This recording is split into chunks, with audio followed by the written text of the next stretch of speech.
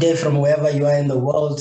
I'm with my guy Aluwani. My name is Brian, and tonight we're gonna go through some results from the first two games of the Super 12s in the T20 World Cup. We're gonna be looking at the game between Australia and South Africa, and the other game between England and West Indies. Aluwani, any opening words? Yeah, hey, I know we predicted that South Africa was going to lose, even though we're still hopeful. But the manner they lost the game, it was appalling and very poor from South Africa, inexcusable. Yeah, similar to the second game, there was nothing much to watch there. I doubt the match more than an hour. West Indies were very poor, and England crushed them. Let's find a way in your mind for me to describe.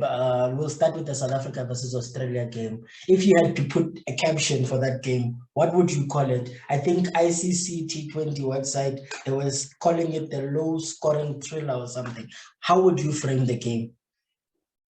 The South African game? Yeah. Nah, very, very tough to put it in words. But I mean, there's a term that goes around South Africa, the C word. Unfortunately, this time I will have to say South Africa choked. I know you only choke when you're expected to win, but when you're failing to get to 120, that's choking. Any team playing in the Super 12 should be at least at minimum to get to 130. This was crazy for me and very disappointing. Yeah, I mean, the betting display by South Africa was horrendous. There's few more explicit terms we can use to describe it that you would have to bleep out the words if we were to actually say them. But the bowling for me was encouraging. The way the bowlers came out, I think Themba Bavuma spoke about a fighting spirit. I think the bowlers really did well. And would have to almost, for me, frame it differently, how we analyze the batting and the bowling that actually tried to make a match out of this. Yeah. The bowling team did well as a team. The batting was awful. In fact, I'm so disappointed in that batting. The batting display, people getting out from straight balls. I think 3 people got out from straight ball. Themba Bavuma himself. Mila, I would say Van Dusen also. There might have been late movement in the air, but it was still he was defending in the back on a back foot at T20, unacceptable. And it's I think it's about time someone says it that South Africa, they always choke in this tournament, and they will have to pick up their game. It's unacceptable. You put on a national team, we expect you to represent us here, to represent us back home, and you put a betting display like that, it's really not on. And to even have a chance in this tournament, they will have to step up the game. I think going into the game, obviously didn't have high expectations. I'm wondering how much of that played in their mind. I mean, of course, we were not necessarily expecting them to win the game, but we expected them to definitely perform better. And it being an opening game, so much pressure, and them maybe not wanting to disappoint. I wonder what their mental state was, Captain Themba Bavuma. In fact, let's go into it. Let's analyze them one by one. Themba Bavuma, first over, he scores 11. I think he took off Mitchell Starc. At that point, you were happy, right? Yeah, you think everything is coming. In fact, at that point, I thought he was overperforming. I thought he was overperforming because he normally has a slow start, and boom, second over to Maxwell or 4 people, straight ball, and he gets bowled out. For me, the commentator also mentioned something that the South African team look nervous. I mean, it's unacceptable to be playing at this level and being nervous. I mean, that's like me going to work nervous. That's what they do. They play cricket. Yeah. Some of these players have played in a World Cup. They played in a pressure matches, and to be that nervous, and when you're not even expected to win the game, it's unacceptable. 2 balls later, Hendrik van der Dyssen is obviously facing. He only faced 1 ball really, because he came out to he faced 3 balls. He comes out to the 3rd ball. What did you think of that at that point of the game? It was still within the power play. Yeah, commentators were praising the bowlers a lot and the pitch conditioning, but I watched the highlights over and over, tried to pinpoint what was on the pitch. There was nothing. There was no movement. There was no low bounce, or there was no spin on that pitch. But I mean, we had an Australian commentator, and he said Hazelwood is bowling very well. I thought he was bowling test match length and lines. Nothing. Yeah, nothing spectacular, and he got Van Dusen out blocking the back on a back foot, which to me was, I don't know. I know. Yeah. Okay. Quinton de Kock, obviously unlucky, but I mean, what did you make of the shot? He was trying to go to perhaps his safest shot that he's been playing and getting reward for, and then it just, I think, comes off his hand. It loops. He really couldn't locate it onto the wicket. Highly unlucky. Yeah, that is just bad luck. I mean, he has played that shot over and over, and it was just the bounce of the ball, and somehow the ball made its way to the wickets. And again, like I said, the Australian commentator was praising that ball. I don't know what was there to praise. But I mean, they do say that you almost create your own luck in this type of things. And at that point, maybe, was that the shot to play? Yes, we say it's a safe shot. He's gone to, what mindset do you get into as Quinton de Kock? You're not, I mean, at that point, I think he had faced 11 balls. He only had 7 runs. So he's not striking it at 100%, trying to force it a little bit too much. I mean, as we would see later on in the game, it wasn't necessarily 180 or 200 wicket. It was a low scoring wicket. At that point, had he had enough time to assess the conditions?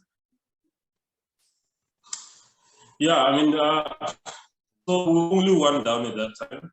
At that point, and that is his role, to put pressure, to reverse the pressure, and he was trying to do that. So I don't blame him for that. I mean, we expect him to be attacking just 1 wicket down the T20 match. He should not be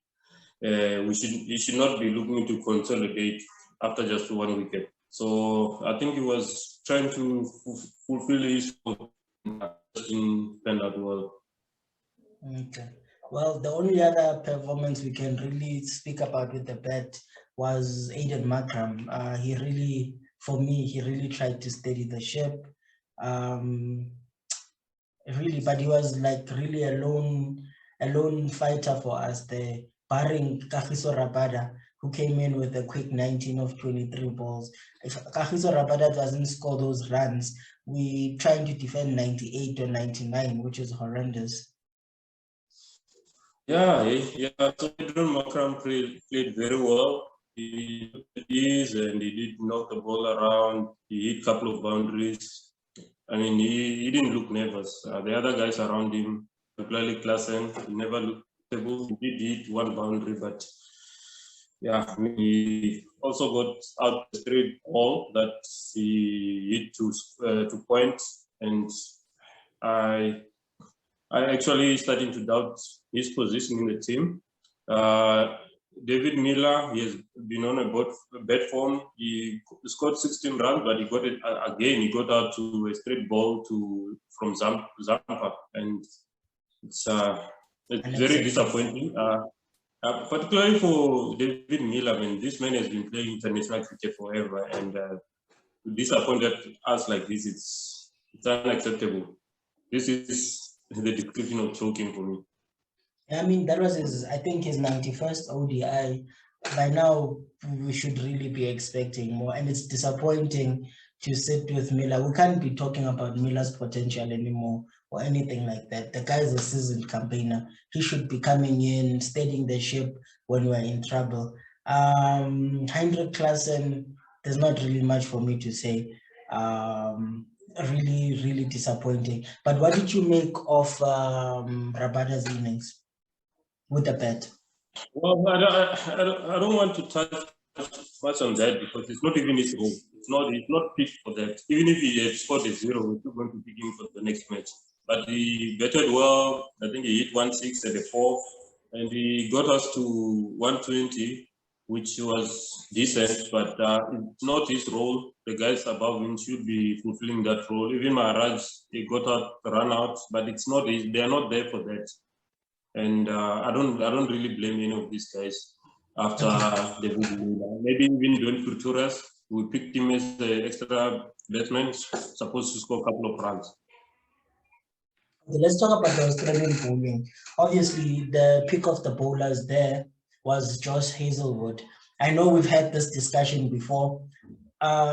Test match length in a T20 actually did it for him. We did not think that should be successful. That shouldn't be successful.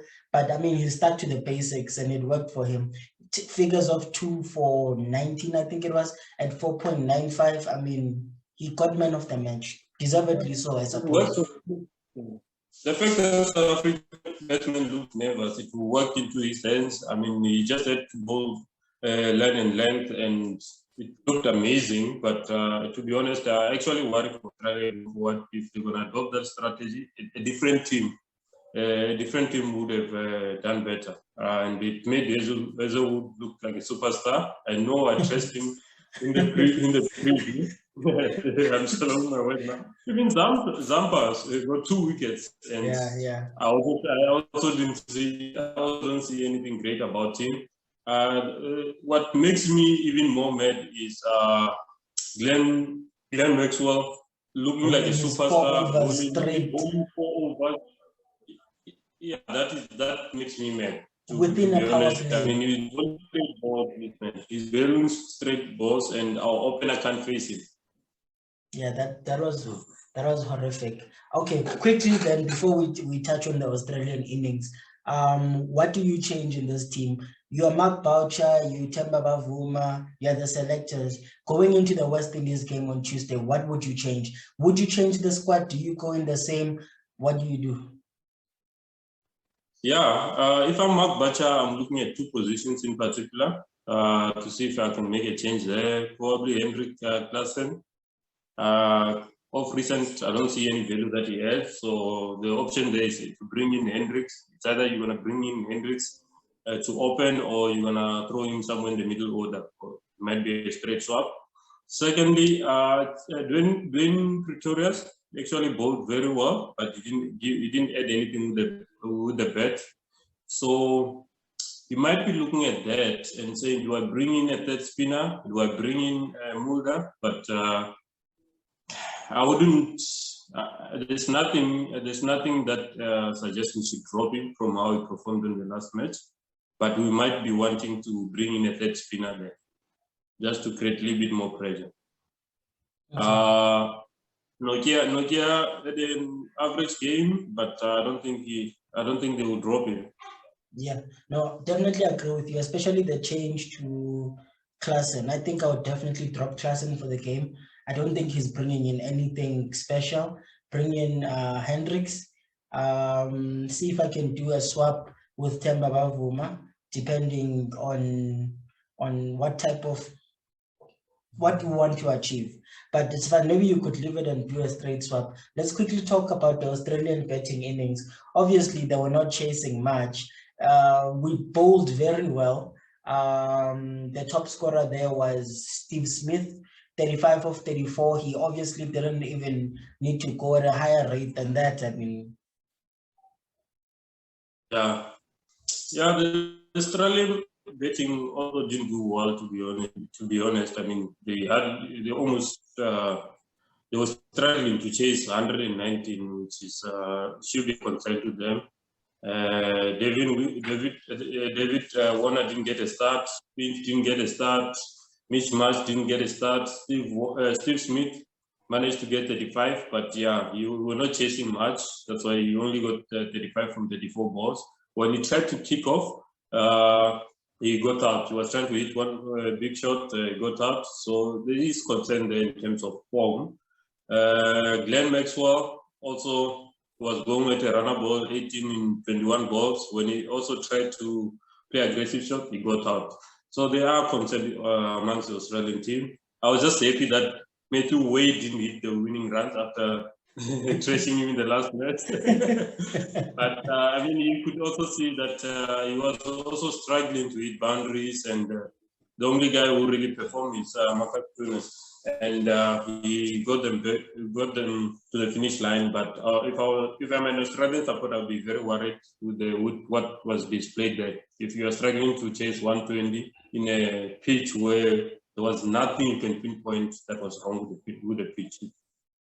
Yeah, I'll have to say this is probably the only positives the South Africans can possibly take out of the game. Great captaincy, I think, by Themba Bavuma in that fielding and bowling display. The way he rotated the guys, all his changes for me, I felt like they were on point at the right time. He didn't obviously have much to try and defend or to try and play with, and he was partly responsible for that. But I think the guys really put up their hand.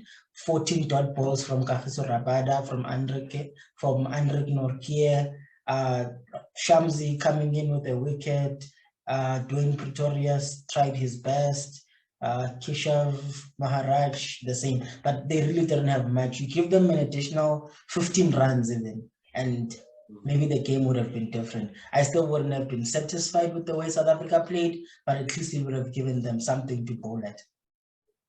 Yeah, I agree. I mean, we said this, the bowling is our strongest asset, and it showed. Maharaj, Shamsi bowled very well. They bowled very well in the middle order. They managed to create the pressure that we needed, and I hope this continues going forward. And we did say that Australia, they're not great against spin, and they were really struggling in the middle overs to get any runs. Let's move on to the West Indies England game. I don't know, again, I ask you, if you had to put a caption on the game, how would you describe it? If you had to give 5 or 6 words to sort of capture the feeling that you got from that game, what would you say? Awful. Awful. I'm glad I'm not from West Indies. This would have been a big shock. But then again, this is how they play. I mean, you saw even when they were 2 down, 3 down, the next guy just comes and swing the bat. They don't look at the match condition. They don't want to consolidate. I mean, it has worked for them in the previous matches, in the previous tournament where they end up at 200. But this time it was even worse. I mean, 50 you get bowled out for 50. That is crazy. And the funny thing is, not even their lowest. I think they've been bowled out for 47 before. They've got another score in the 70s or something. So when it goes wrong, that type of cricket of just swinging for the fence, not looking at anything, when it does go wrong, it really, you can really end up with a poor score. Eh? Yeah. So I don't think they'll change the approach. The next match is against South Africa. I don't think they'll change the approach. They could probably continue the same way, and they've came to accept that it's best for them to always go for these big runs, not to look at match conditions, just try to put pressure. I mean, actually, if you look at it, it's very unlikely to get bowled out in 20 overs. So if you can bet all the way to number 10, 11, number 10, I mean, they bet all the way to number 10. So even if you choose that kind of approach, the odds are still on your favor. You're unlikely to get bowled out. Yeah, it was horrible. I think the only guy there who got double digits is Chris Gale, 13, Dwayne Bravo got 5, Kieron Pollard got 6. Those 3 names, do you expect a little bit more from them now, especially in terms of experience, especially when the team has decided, as usual, they're going to go out and just swing for the fence? When they start to see that it's not working out, do you expect Dwayne and Pollard and Chris Gale to perhaps like consolidate and try and play a different game? Yeah, it's tough, man. I think teams, a team would have discussed this kind of scenario where you are 4 down within the first 7 overs. They would have discussed this, and I mean, even the guy coming in, he has instruction from the coach, so they choose to play this way. I don't know if I think it's the team strategy, and but I think the guys, at least in the lower order, they should then change the approach when they see things are going horribly wrong. I don't know if they probably approach the same strategy against South Africa, and we should not rely so much on these results. Yeah. Look, I don't think there's much to discuss even with the England chasing, obviously because it was an insignificant score. Like there was not much for them to play it. But Josh Butler got a 24 not out, and eventually he was playing with Ian Morgan. Yeah, they did give away some of their wickets, but it's insignificant. If you're chasing 55, man, it doesn't really matter. Yeah, man. But I think it's for the guys who got out, they will be disappointed. I mean, you're chasing 50, and you want to score some runs. Like Moneal only scored 3 runs.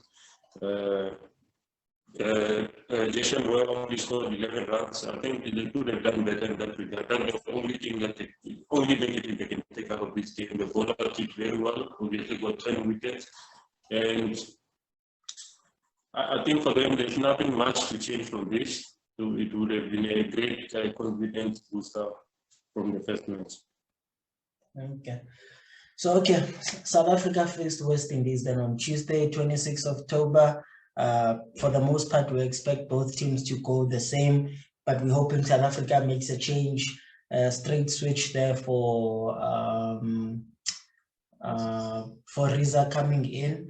And then the next game for England will be against Bangladesh on Wednesday. Bangladesh obviously won. England will be looking to extend their winning run. The South African West Indies obviously looking to get on a winning streak. We'll catch you guys again on another review when we look at the game between Pakistan and India, and we look at the game between Bangladesh and Sri Lanka. Cheers, guys.